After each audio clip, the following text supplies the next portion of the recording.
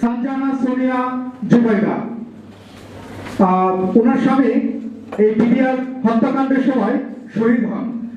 তিনি শহীদ মেজর মোহাম্মদ মমিনুল ইসলাম। আমি আপনাকে আসার জন্য অনুরোধ করছি।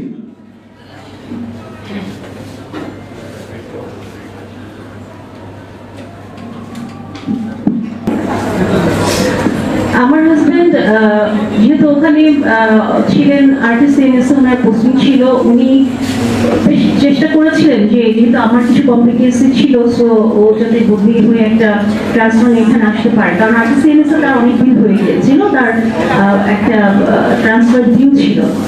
তো কোনোভাবেই তার ট্রান্সফারটা হচ্ছিল না, বারবার এটা ক্যান্সেল হচ্ছিল।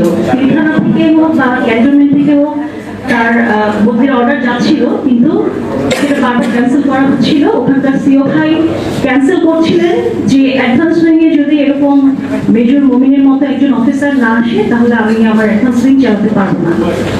তো এভাবে তার পোস্টিং অর্ডার প্রায় 4-5 বার ক্যান্সেল হয়। তো এটা না আমি খুব আপসেট ছিলাম ওই সময়, কারণ আমি চাচ্ছিলাম যে আমার এই কমপ্লিকেশনের সময় আমার হাজবেন্ড আমার পাশে থাকুক। যাই হোক, ঠিক পিলখানা বিদ্রোহের ঘটনার 25-26 ফেব্রুয়ারি মানে ওই ঘটনার 1 মাস আগে হঠাৎ করে ও আমাকে একদিন ফোন করে বলে যে একটা গুড নিউজ আছে।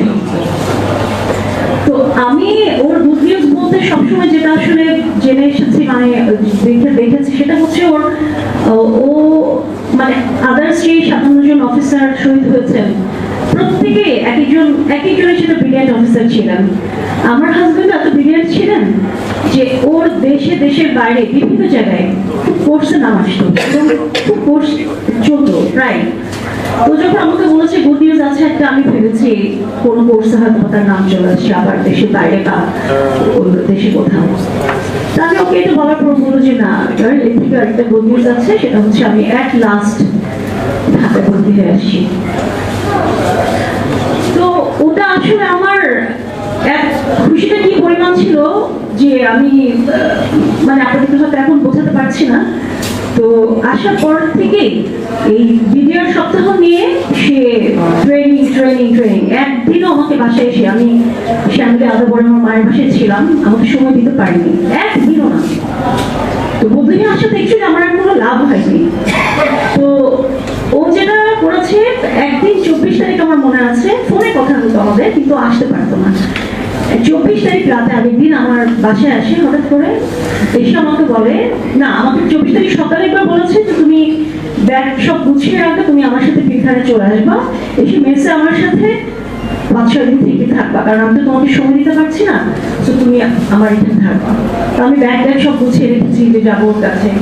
তো বিকালেও যখন আসে আমার এখানে, বিকালে এসে আমাকে পরে বললো যে গার্ল আমার রুমে একজন সিনিয়র অফিসার চলে আসছেন অ্যাটাচমেন্টে বিডিআর সপ্তাহের জন্য, তো তোমার আর যাওয়া হচ্ছে না, আমি 25 তারিখ বিকালে তোমার জন্য গাড়ি পাঠিয়ে দিব, তুমি চলে যাও। কারণ 25 তারিখে বিকালবেলা একটা কালচারাল নাইট ছিল, বিকাল থেকে শুরু হবে।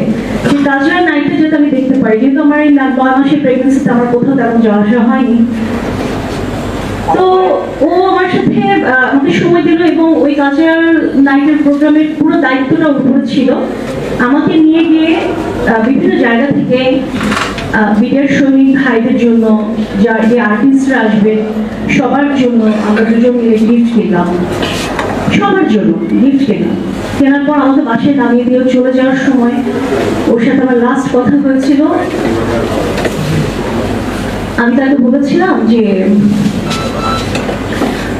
ও আসলে ফিজিক্যালি খুব ফিট ছিল, এতই বেশি ফিট ছিল যে ও যখন চেঞ্জ করে যাচ্ছিল আমি তাকে বলছিলাম যে তুমি তোমার এই মানে এত স্লিম অফিসার ছিল সে, আমি বললাম যে তুমি এরকম ছেলেদের বডিতে একটু মাসল থাকে, একটু স্বাস্থ্য থাকে, আমি বলছিলাম যে তুমি কার্টুন মার্কা ফিগার নিয়ে আমার সামনে দাঁড়াবা না।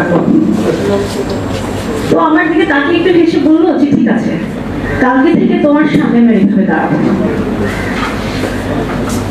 তো জাস্ট আমার পাশে বসলো, আমাকে একটু জাস্ট আমার পেটে হাত দিয়ে একটু আদর করে বলে গেল যে কালকের প্রোগ্রামটা শেষ হলে আমি 2 মাসের জন্য ছুটি নিচ্ছি, তোমাকে তুই 9 মাসের কোনো টাইম দিতে পারিনি, 2 মাসের ছুটি নিচ্ছি, তোমাকে আর বাবুটাকে আমি সময় দেবো। এই চলে গেল বিদায় নিয়ে, এবং পরের দিন থেকে সত্যি এই মানুষটা আমার সামনে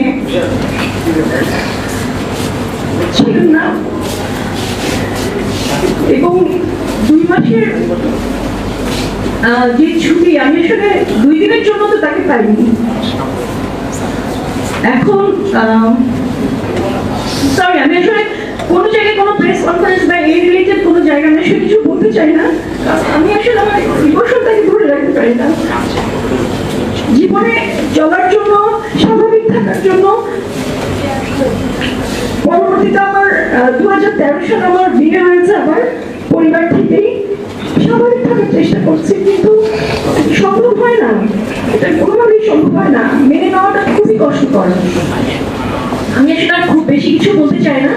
আমার আগে যারা বলে গেছেন ওনারা যা যা বলেছেন আসলে সবকিছুর সাথে আমি একমত ব্যক্তিগতভাবে। আমি শুধু মনে করি না যে আসলে আমাদের 57 জন বিডিআর শহীদ, বিডিআর এই হত্যাকাণ্ডের শহীদ অফিসারদের শুধু বিচার হোক, আমি সেটা না। আমাদের এই হত্যাকাণ্ডের সাথে জড়িত বিডিআর সদস্য যারা, এই রিলেটেড বিষয়ে যারা এখনো জেলে আছেন, যদি নিরপরাধ হন সেটা পুরো তদন্ত হোক। আমি চাই সবার বিচারটা সামনে আসুক।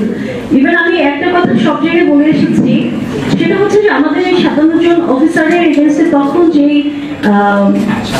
কথাগুলো উঠেছিল যে ডাল ভাত কর্মসূচি সহ বিভিন্ন জায়গায় ওনারা দুর্নীতি করে পয়সা পাহাড় করেছেন, অনেক কিছু করেছেন। আমি আপনাদের সবাই, কিন্তু প্রেসের সব ভাইরা আছেন, আমি একসময় মিডিয়াতে কাজ করেছি, তো আমি সবার মাধ্যমে দেশের সবাইকে জানাতে চাই একটা কথা, পুরো তদন্ত হোক। প্রত্যেকটা ফ্যামিলি, প্রত্যেকটা অফিসারের ব্যাকগ্রাউন্ড থেকে আপনারা স্টার্ট করেন, পরিবারের সবার একটা ইয়ে নিয়ে, কারণ আপনাদের কাছে সব তথ্য আছে। আপনার ব্যাকগ্রাউন্ড নিয়ে আপনারা বের করেন যে কোন অফিসার কত টাকা তখন বানিয়েছিলেন, বা কত টাকার মালিক হয়েছেন, বা তারা কোন ব্যাকগ্রাউন্ড থেকে এসে তাদের কি কি ছিল। আমি শুধু একটা জিনিস আপনাদেরকে সংক্ষেপে একটা জিনিস বলি। আমি একবার বগুড়া ক্যান্টনমেন্টে বেড়াতে গিয়েছি, তখন আমার হাজবেন্ডের পোস্টিং ওখানে। একবার আমাকে অন্যান্য ভাবিদের সাথে, যেহেতু আমি ক্যান্টনমেন্টের লাইফ বেশি দিন থাকিনি, কারণ আমি চাকরি করতাম ঢাকায়, পড়াশোনা চাকরি সব কিছুর জন্য ঢাকায় ছিলাম, তো ক্যান্টনমেন্টের লাইফে ওর সাথে আমার বেশি দিন থাকা হয়নি, আরও পোস্টিং নিয়ে ঢাকার বাইরে সবসময়। একবার বগুড়া ক্যান্টনমেন্টে আমি যখন বেড়াতে গিয়েছিলাম ছুটিতে, তখন আমাকে অন্যান্য ভাবিদের সাথে সৈনিক ভাইদের বাসার ওদিকে আমাদেরকে পাঠানো হয়েছিল যে লেডিরা যাবে, সব অফিসারদের লেডিরা যাবে ভাইদের বাসা দেখতে, ভাবিদের সাথে, ফ্যামিলির সাথে কথা বলতে। আমরা ওখানে আমাদের যে সৈনিক ভাইরা ছিলেন, ওদের যে কোয়ার্টার ছিল, কোয়ার্টারে ওই ভাবিদের সাথে কথা বলেছি, আমাদের সমস্যা কোনো প্রবলেম আছে কিনা সবকিছু দেখেছি, সবকিছু আমরা শুনেছি। সেগুলো এসে আমরা আবার আমাদের অফিসারদের সাথে আমরা সেগুলো শেয়ার করেছি, কারণ অনেক সময় হয় যে পরিবারের কথাগুলো অফিসাররা সরাসরি জানতে পারে না, যেহেতু একটা মেনটেন করতে হয় ওদেরকে। সো আমরা গিয়ে সবসময় ওদের সাথে সেগুলো মেনটেন করেছি। কোনো দিনও আমি আজ পর্যন্ত আমি দেখিনি যে আমাদের সৈনিক ভাই বা ফ্যামিলির সাথে অফিসার ভাই বা আমাদের যে ফ্যামিলি আমরা যারা ছিলাম, কোনো ধরনের কোনো বিভেদ আমি কোথাও দেখিনি, কোথাও না। আমি আজকে আপনাদেরকে একটু বলি, যদি কোনো অফিসারের মাধ্যমে কোনো বীরের সৈনিক ভাই ফ্যামিলির কেউ কোনো খারাপ আচরণ পেয়ে থাকেন, সেটা ভাই আমি জানি না কোনো ব্যক্তিগত কারণ বা কোনো কিছু কিনা, বাট এটা কোনো শিক্ষা তারা পান নাই, এভাবে তারা শিখেন নাই যে তারা কোনো বিরাট সৈনিক বা ফ্যামিলির সাথে মিসবিহেভ করবেন। ওই সময় আপনারা যে প্রচারগুলো করা হয়েছিল, অপপ্রচার বলবো আমি, যে বিরাট সৈনিকদেরকে সাথে খুবই মানে খারাপ আচরণ করা হতো, ব্যবহার করা হতো, এবং ওনারা নানানভাবে দুর্নীতি করেছেন। হ্যাঁ, আমি চাই যে এখন তদন্তগুলো আপনারা করেন, কোন অফিসার কি করেছেন, কি করতে পেরেছেন এই পর্যন্ত, সেগুলো আপনারা বের করেন। আপনারা ভাবছেন যে ঠিক আছে, এখন হয়তো আমরা অনেক কিছু পেয়ে গেছি সরকারের কাছ থেকে, অনেকভাবে আমরা ভালো আছি। হ্যাঁ, আপনারা সেগুলো বের করেন, আমরা কি পেয়েছি, কি পাইনি, কি বলে আমাদেরকে কি করার কথা ছিল, আমরা কি পেয়েছি পাইনি, সব আপনারা বের করেন। আমি আর বেশিক্ষণ কিছু বলতে চাই না, একটা কথা শুধু একটু বলতে চাই যে আমরা সবাই এখানে একসাথে হয়েছে আসলে একটা কারণে, যে এই হত্যাকাণ্ডের একটা সঠিক তদন্ত হোক, সঠিকভাবে এর কারণগুলো বের হয়ে আসুক, কারণের পিছনে মূল হোতা যারা তাদেরকে ধরা হোক, এবং বিচারগুলো সঠিকভাবে হোক। আমি সবার সাথে একমত আছি। সবাই আমার জন্য, আমার পরিবারের জন্য দোয়া করবেন। আমার ছেলে কিছুদিন আগে একটা কথা আপনাদেরকে একটু বলতে চাই, গত সেপ্টেম্বরে কক্সবাজারে একটা সন্ত্রাসী হামলায় আমাদের একজন লেফটেন্যান্ট ভাই, লেফটেন্যান্ট তানজিম ভাই শহীদ হয়েছিলেন। আপনারা জানেন ব্যাপারটা। ওই ঘটনা জাস্ট যেদিন ঘটনাটা হয়ে যায় সেই দিন বা তার পরের দিন, আমার ঠিক মনে নেই, আমি একটা টেবিলে বসা আমার ছেলের সাথে, আমার ছেলে, আমি ছেলেকে দেখাচ্ছি যে বাবা দেখো অফিসারটা কক্সবাজারে সন্ত্রাসী হামলায় শহীদ হয়েছেন। তা আমি টু বি অনেস্ট, আমি ওই ভাইয়ের ছবিটা থেকে এত ভালো করে তাকাই আমি জাস্ট ঘটনাটা মোবাইলে পড়ে আমি আমার ছেলেকে দেখাচ্ছি। আমার ছেলে অনেকক্ষণ ছবিটার দিকে তাকিয়ে বলে, মামা এই আঙ্কেলটা দেখতে আমার বাবার মতো না? আমার ছেলে বলার পর আমি ছবিটা দেখতে ভালো করে তাকালাম। অ্যাকচুয়ালি আমার হাজব্যান্ডেরও যখন ও সেকেন্ড লেফটেন্যান্ট এই বয়সে ছিল, ওর চেহারার সাথে কিছুটা সিমিলারিটি আছে এই ভাইয়ের। তা আমি তাকে কিছুক্ষণ পরে বললাম, হ্যাঁ বাবা তোমার বাবার মতো অনেকটা দেখতে। আমার ছেলে আমাকে একটা প্রশ্ন করেছিল তখন যে আমার বাবার মতো দেখতে সবাই কেন শহীদ হয়ে যায় মামা? আমার এই প্রশ্নের সত্যিকার অর্থে কোনো অ্যান্সার ছিল না, আমি তাকে কোনো অ্যান্সার দিতে পারিনি। আমার ছেলে খুব চাপা স্বভাবের। ও তো এই ঘটনার 11 দিন পরে হয়, কীর্তন হত্যাকাণ্ডের 11 দিন পরে আমার ছেলে হয়। ওর জন্ম ছিল আর 1 মাস পরে হওয়ার কথা ছিল, কিন্তু আমার ফিজিক্যাল কন্ডিশন এত বেশি খারাপ হয়ে যায় যে ও জাস্ট 11 দিন পরে ওর জন্ম হয়। এবং ডাক্তার বলেছিল যে 15 মিনিট আমি লেট করলে, মানে হসপিটালে যেটা জাস্ট 15 মিনিট লেট করলে আমার ছেলেকে বাঁচানো যেত না। তো যাই হোক, আমার ছেলের জন্য দোয়া করবেন। ও তোর বাবাকে দেখেনি, কিন্তু ও খুব চাপা স্বভাবের, ওর কষ্টের কথাগুলো কখনো প্রকাশ করে না। কিন্তু হঠাৎ করে তোর মন থেকে যে প্রশ্নটা আসে আমার কি করে ওর বাবাকে নিয়ে, এগুলো আসলে কোনো অ্যান্সার আমার কাছে থাকে না।